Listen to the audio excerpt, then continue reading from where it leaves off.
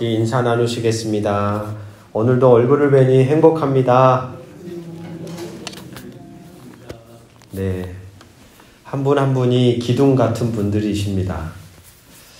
몇 번 드리지 않는 저희 교회 공예배가 있죠. 새벽 예배도 있고 수요 그리고 주일. 그런 생각이 들어요. 횟수를 더 늘릴 게 아니라 드리고 있는 예배에 우리의 마음을 쏟자. 그래서 수요 예배도 기도하신 것처럼 나오실 수 있는데 못 나오신 분들이 있다면 부드럽게 권해주셔서 야, 우리가 기도하고 말씀으로 좀 살아보자 얘기해 주시고, 상황이 정말 어려우신 분들에게는 너무 또 어려운 마음 갖지 않도록 지혜롭게 잘 권면하셔서 우리가 말씀하고 또 기도 나누는 이 시간이 저도 살고 여러분들이 사는 시간이 되기를 간절히 소망합니다. 새벽마다 제가 말씀 전하고 나서 이렇게 요즘에 기도할 때 다른 기도를 하지 않고 요즘에는 그 자리에 그냥 가만히 앉아 있습니다. 근데 어떤 마음으로 앉아 있냐면 여기가 하나님 품이구나. 아, 엄청 위로가 돼요. 품이구나, 여기가. 이 시간이 하나님의 품이구나. 다른 강구를 하지 않고 그냥 마치요. 여러분, 막 태어난 아이들은 누구 품에 있으면 가장 좋아요? 엄마 품에. 그런 마음, 위로를 많이 얻어요. 아무 말하지 않아도 그냥 그 품 안에 내가 다 붙어있는 이 마음이, 그 여운이 나머지 하루의 어떤 삶의 흔적을 또 넉넉히 또 살아가기도 하고, 그 여운의 자리가 그 자리에 끝나는 게 아니라 이제 살아가야 할 일상의 자리까지도 하나님의 품 안에 있지. 이게 연장이 되는 거. 여러분, 우리가 드리는 예배가 그런 자리가 되기를 우리가 꿈꾸고 구하고 사모했으면 좋겠습니다. 주일 예배, 사람들의 만남이 아니라 일단은 은혜를 주시는 하나님, 우리를 뭔가 말씀하셔서 살리시려는 하나님, 그 하나님을 향한 기대와 갈망이 있을 때 우리 안에 더러운 것들이 밀려나가고 하늘의 것이 채워지겠죠. 저에게도 여러분에게도 그런 시간들이 주어졌으면 참 좋겠습니다. 사랑하는 성도 여러분, 혹시 지금 이 자리에 계신 분들 가운데 아프다고 시원하게 말할 수 없고, 슬퍼도 슬프다고 눈물 흘리기도 어렵고, 힘들어도 힘들다고 솔직히 토로하기 망설여지는 일상을 살고 계시는 분들이 혹시 이 자리에 계실까요? 마치 억척스럽게 이 인생을 살아내야지, 어금니 꽉 깨물고 그렇게 살아가시는 분들이 혹시 이 자리에 계십니까? 여러분, 건강하다는 것은 몸에 이상이 없을 때뿐만이 아니라 자신의 상태를 솔직하게 느끼고 표현할 수 있을 때 건강한 겁니다. 아프면 어떻다고? 아파요. 슬프면 슬프다고. 그게 건강한 거예요. 기쁘면 웃어야 되죠. 행복하면 감사하고, 아프면 아프다고 말하고, 도움을 요청하고, 슬프면 울고, 고통스러우면 고통스럽다고 이야기할 수 있는 것이 건강한 삶의 모습입니다. 모습. 그러나 여러분, 오늘 우리가 살아가는 세상을 보십시오. 한 인간이라고 하는 한 사람으로부터, 존재로부터 자연스럽게 흘러나오는 이런 솔직한 소리들을 모두 음소거 시켜버렸습니다. 아무 소리도 나지 않게. 세상이 그런 것 같기도 하고, 때로는 우리 자신이 그런 우리 자신을 용납하지 않아요. 그래서 모든 내 존재로부터 나오는 소리를 딱 음소거 시킨 거예요. 혹시 여러분이 그러진 않으신가요? 자신의 감정을 표현하는 것이 약점, 미성숙함으로 여겨지고 가면 뒤에 숨어서 괜찮은 척 하는 것이 마치 그 사람의 능력, 프로 같은 모습이라고 평가받기도 하지요. 자신의 진짜 모습, 솔직한 감정, 존재 흔적에 대해 스스로 경청하거나 타인과 나누는 것이 점점 더 어려워지는 세상 속에 우리는 살아가고 있습니다. 그래서일까요? 많은 이들이 겉은 멀쩡해 보이는데 속으로는 깊이 아파하죠. 정혜신 선생님이 쓴 당신이 옳다라는 책의 서두 부분에 보면 이런 한 사례 이야기가 등장합니다. 한 유명 연예인, 그 사람은 팬들과 대중이 기대하는 이상적인 이미지에 맞추기 위해 자신이 진짜 원하는 삶을 포기합니다. 끊임없이 자기 안에는 다른 소리가 올라오는데 자기 안에는 나 이렇게는 도저히 못 살겠어. 이건 내 모습이 아니야. 이건 나가 아니야 라고 얘기하는 소리가 속에서 계속 올라오는데 팬들이 바라보는 기대, 팬들이 만들어 놓은 형상, 팬들이 기대하는 모습, 거기에 자기를 계속 자기의 소리를 억누른 채 거기에 맞춰 살아간 거예요. 결국 그는 자신의 감정과 욕구를 철저히 억누르고 지워버린 채 마지막은 스스로 생을 마감합니다. 헤어나오질 못한 거죠. 이 슬픈 이야기는 현대인의 보편적인 삶의 한 단면을 아주 잘 보여주는 대목이죠. 우리는 타인의 기대를 충족시키기 위해 진짜 소중한 자기 자신을 외면해버리고 마음 깊은 곳에 아픔과 슬픔을 숨기고 있습니다. 특별히 오늘 설교의 주제는 눈물입니다. 눈물은 더 그렇지요. 눈물은 연약함의 증거, 실패의 상징처럼 여겨지기도 합니다. 약한 사람이나 흘리는 것. 어릴 적 부모님이나 주변 사람들로부터 뚝 그쳐 약한 모습이나 보이고, 지난주에 우리가 만났던 안혜영 목사님의 이야기 속에서도 들었죠. 부모님이 소천했는데도 울 수 없는, 꾹꾹 감정을 누르고 눈물을 삼키는 것이 마치 어른이라는 것. 여러분, 과연 그렇습니까? 눈물을 흘리면 어른이 아닐까요?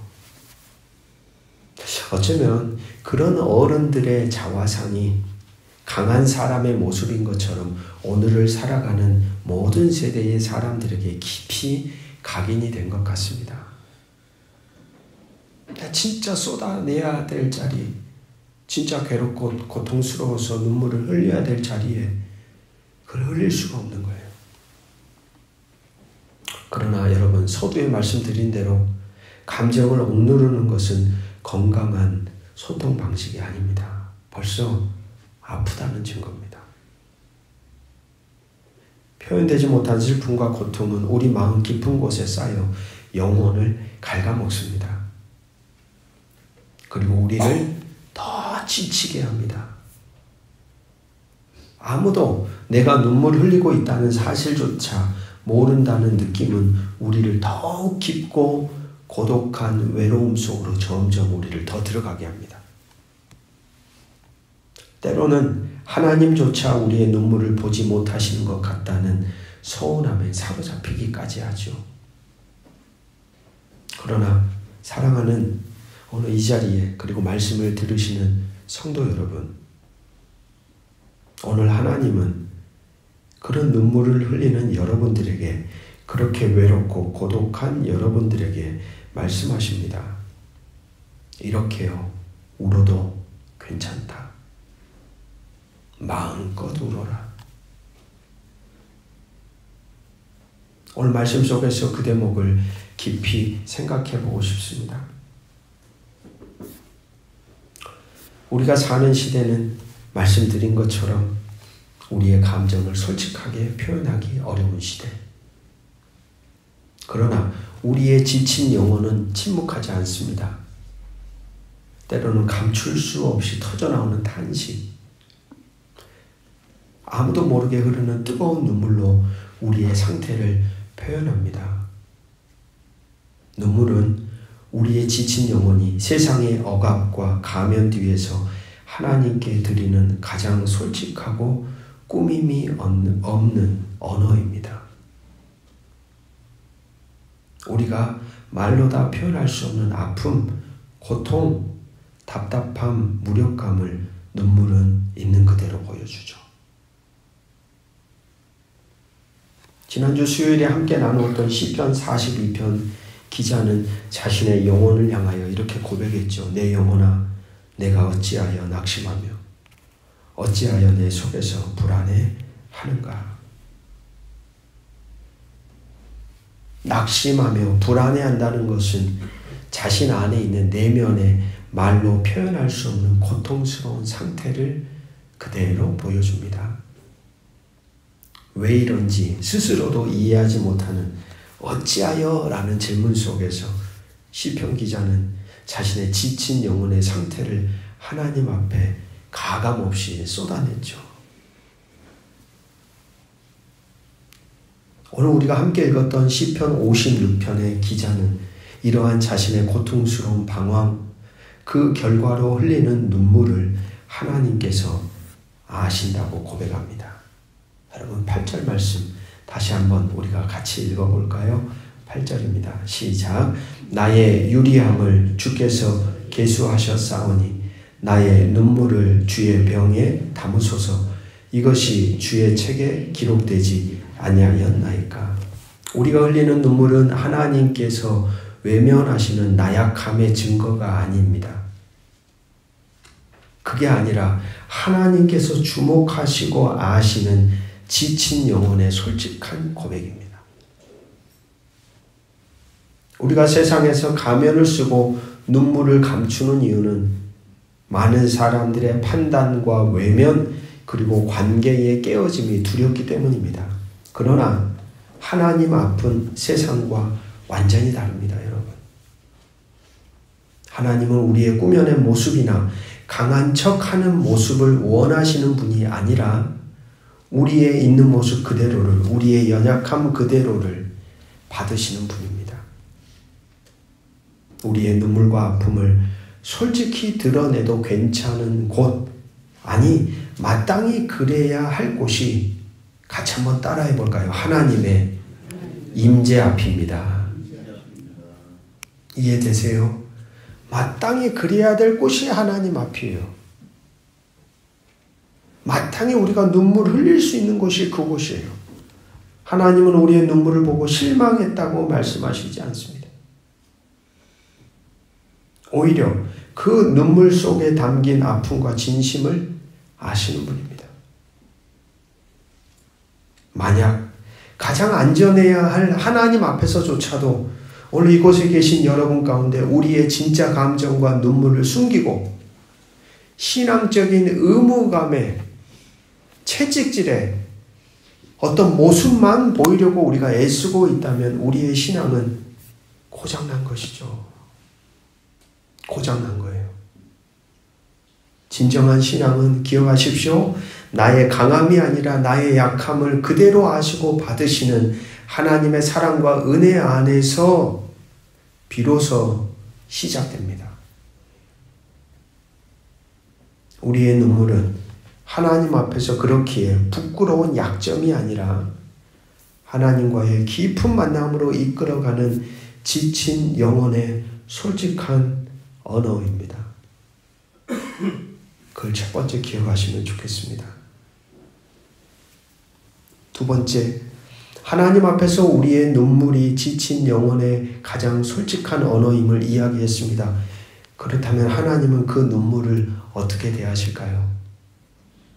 우리가 흘리는 눈물을 하나님은 어떻게 취급하실까요? 오늘 핵심 본문 시편 56편 8절은 이 질문에 대한 놀라운 답을 줍니다. 다윗은 사울에게 쫓겨다니며 이방 땅에서 유리하는 극한의 고통 속에서 이 시를 적었습니다. 도망자입니다. 억울합니다. 잘못한 것도 없습니다. 그냥 미움, 시기, 질투에 모함에 왕의 권력자에 의해 그냥 도망쳐야 되는 참 비참한 인생이 된 거예요. 그 고통 속에 이 시를 썼습니다. 다윗은 어떠했을까요? 이 시 한 구절, 좀 전에 우리가 읽었던 나의 유리함을 주께서 계수하셨사오니 나의 눈물을 주의 병에 담으소서. 여러분, 다윗이 얼마나 많이 울었을까요?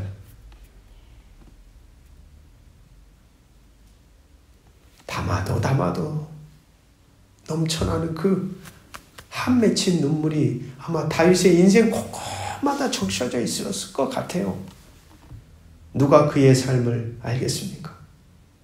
누가 그의 불안과 두려움, 고독, 절망, 괴로움 누가 헤아릴 수 있어요? 그냥 길을 걸어가다가도 그는 하염없이 하늘을 바라보며 하나님 이게 뭡니까? 라고 외쳤겠죠. 그런 다윗이 고백을 하는 겁니다. 나의 유리함을 주께서 계수하셨사오니 나의 눈물을 주의 병에 담으소서. 먼저 시인은 하나님께서 자신의 유리함, 즉 고통스러운 방황과 불안한 도피의 여정 하나하나를 같이 한번 선포해 봅시다. 계수하십니다. 예. 여러분, 이건 위로잖아요. 위로.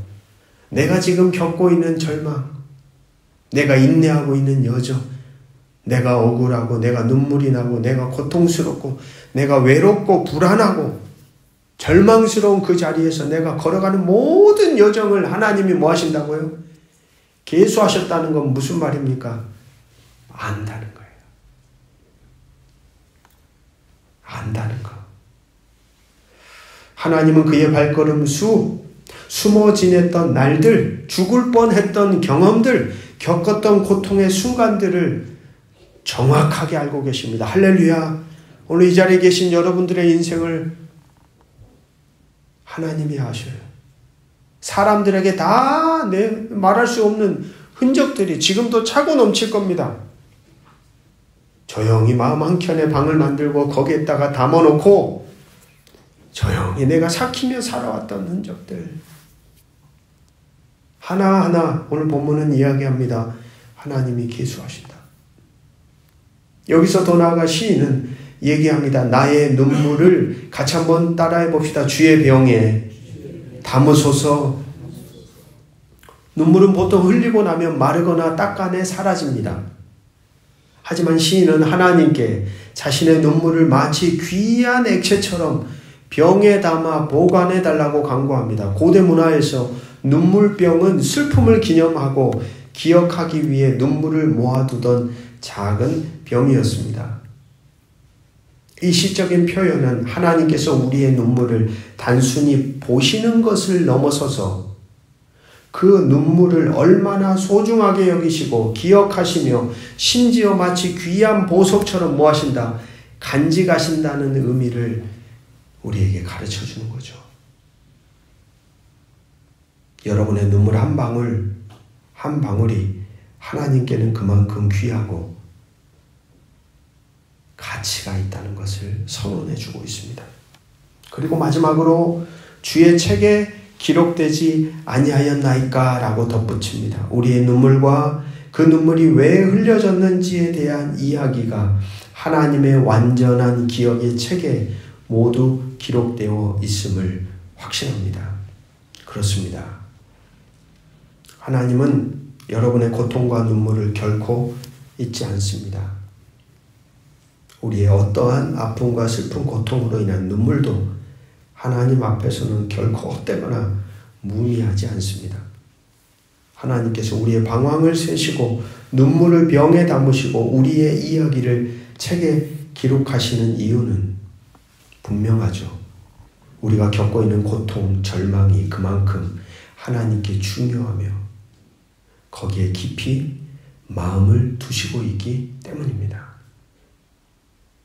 마치 사랑하는 자녀의 아픔에 부모가 함께 아파하는 것처럼, 그 눈물을 기억하는 것처럼 하나님께서는 여러분의 자녀된 우리가, 하나님의 자녀된 우리가 흘리는 눈물의 마음을 두십니다. 그래서 성경 곳곳마다 이런 하나님의 음성이 넘쳐나죠.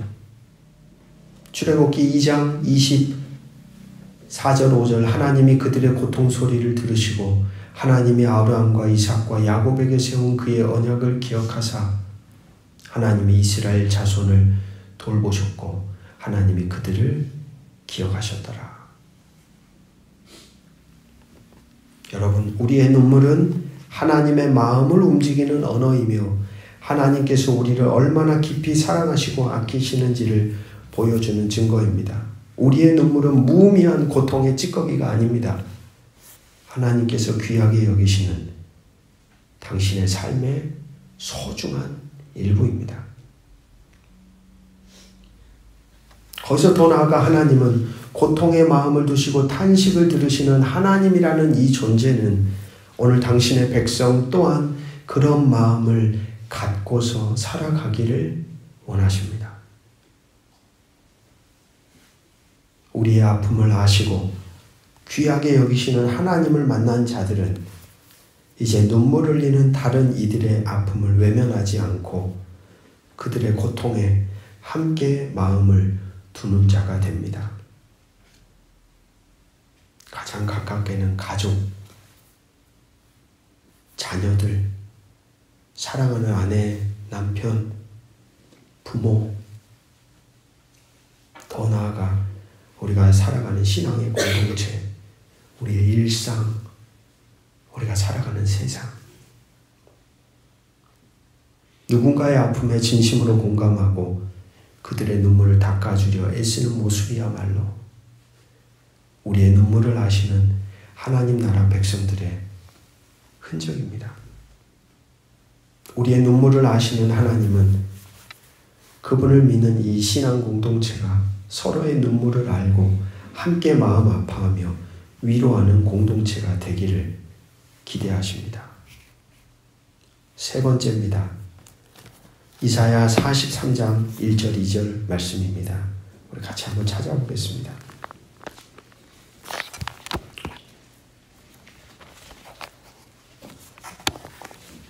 이사야 43장 1절 2절 펴놓으시고 말씀을 조금 후에 같이 읽겠습니다.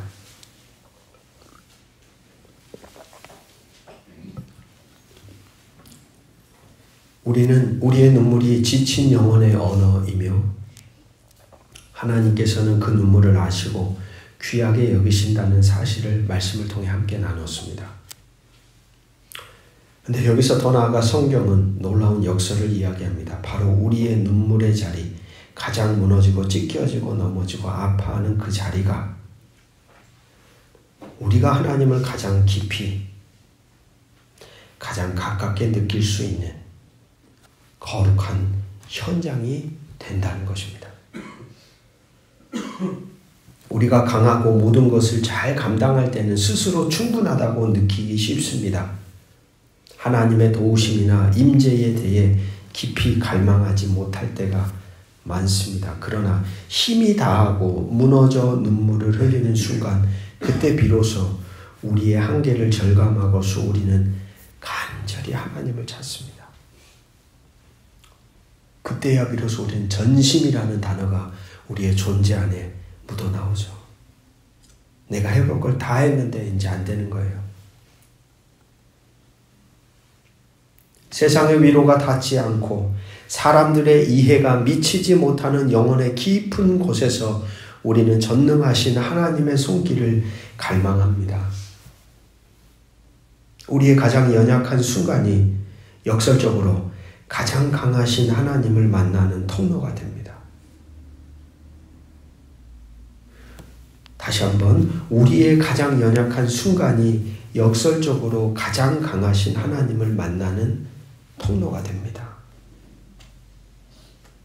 우리의 눈물의 자리는 외롭고 비참한 곳이 아닙니다. 그렇기에 오히려 하나님의 관심이 머무는 자리이며 어쩌면 우리가 가장 쉽게 하나님을 마주할 수 있는, 같이 한번 선포해 봅시다, 은혜의 자리입니다. 할렐루야.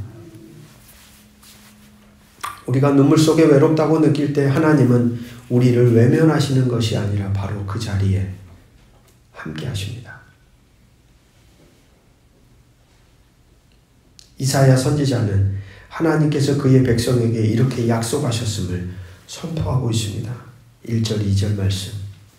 야곱아, 너를 창조하신 여호와께서 지금 말씀하시느니라. 이스라엘아, 너를 지으신 이가 말씀하시느니라. 너는 두려워하지 말라. 내가 너를 구속하였고 내가 너를 지명하여 불렀나니 너는 내 것이라.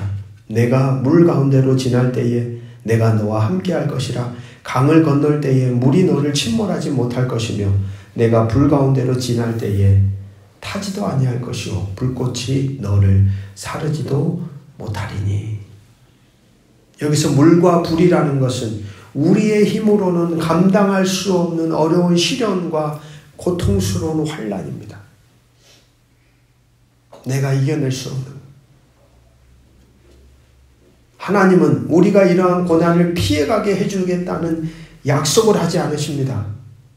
그 약속보다는 그 고난의 한복판에 우리가 물속을 걷고 불길을 지날 때에 같이 한번 선포해 봅시다. 내가 너와 함께 할 것이라 라고 약속하죠. 하나님은 멀리서 지켜보는 분이 아니라 우리의 눈물과 고통, 바로 그 자리에 함께 들어와 함께 하시는 분입니다. 느끼든지 느끼지 못하든지 변함없이 신실하신 하나님께서 우리와 동행하고 계시다는 거죠. 여러분, 이러한 하나님의 임재 자체가 우리에게 필요한 모든 능력과 위로의 근원입니다. 환경에, 상황에, 인생에 문제가 없고 평온해서 그것이 우리에게 능력이요 권세가 되는 게 아닙니다. 자주 말씀드렸죠. 인생은 바다 같습니다. 바로 좀 전에 잠잠했던 그 인생의 자리가 순식간에 요동칩니다. 거기가 우리가 살아가고 있는 세상입니다.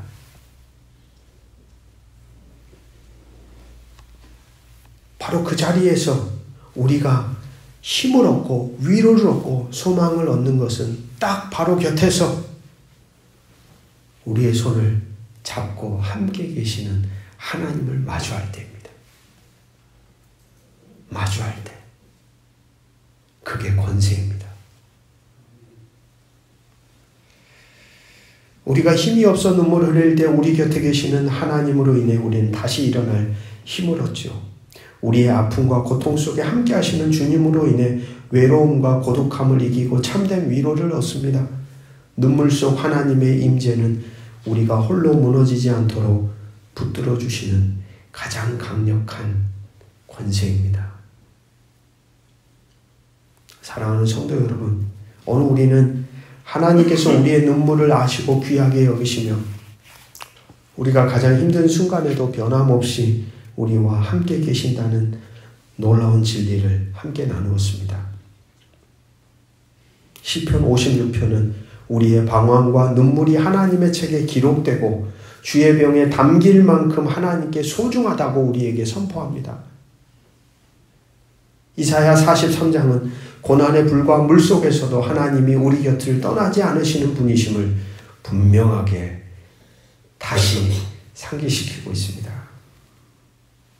지쳐있는 여러분, 아무도 모르게 눈물 짓고 있는 여러분, 홀로 외롭다고 느끼는 여러분에게 이 말씀이 큰 위로가 되기를 간절히 소망합니다. 여러분의 지친 모습, 숨겨진 아픔, 여러분의 모든 눈물을 하나님은 이미 다 알고 계십니다. 여러분의 고통은 하나님 앞에 결코 무의미하지 않습니다. 잊혀지지 않습니다. 그리고 하나님은 지금 여러분의 고난 한복판에 여러분과 함께 하십니다. 나아가 우리를 아시는 주님, 함께 하시는 주님 안에서 눈물 속에도 소망이 있음을 우리는 발견했습니다.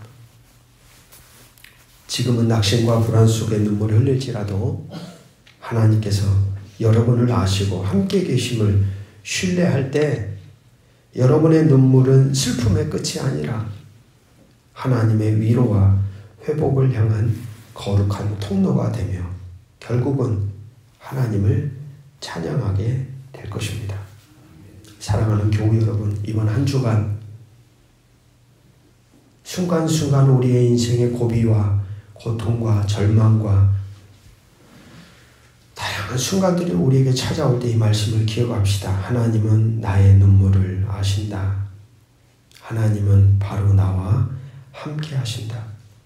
나는 결코 혼자가 아니다. 라는 말씀 생각하며 이 시간 함께 기도하겠습니다. 주님, 고백합니다. 우리의 눈물을 아시나이까? 아무도 모르게 흐르는 눈물, 가면 뒤에 감춰진 슬픔을 우리는 홀로 삼키고 있었습니다. 때때론 주께서도 외면하시는 듯 이어지지 않은 채 홀로 남겨진 마음이었습니다. 그러나 주님은 아십니다. 우리의 방황하는 걸음걸음을 세십니다. 걸음걸음마다 우리가 흘렸던 눈물 한 방울까지도 주의 병에 담으십니다. 우리가 걸어갈 수 없는 물과 불 속에서도 함께 하시겠다고 약속하십니다. 아버지, 우리의 눈물을 숨기지 않고 당신 앞에 가져갑니다. 아시는 주님 앞에 마음을 토하고 함께 하시는 주님의 품 안에 안식합니다. 우리는 결코 혼자가 아니니 당신의 임재 안에서 힘을 얻게 하옵소서. 우리의 아픔 무의미하지 않으며 그것을 믿으며 당신의 시선 아래에 다시 일어나겠습니다. 남은 한 주간도 우리를 당신의 품 안에서 넉넉히 살아내게 하옵소서. 육신으로, 환경적으로, 경제적으로 또는 관계적으로 깊은 절망의 자리에 서 있는 교우들이 있습니다.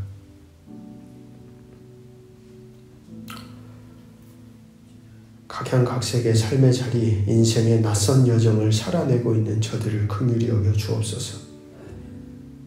하늘의 위로와 소망이 다시금 일어나게 하시며 그럼에도 소망을 얻게 하시며 그럼에도 주어진 삶을 감사하며 살아내게 하실 줄 믿사오니 주여 우리 모두를 긍휼히 여겨 주시옵소서. 감사드리며 예수님 이름으로 기도합니다. 아멘.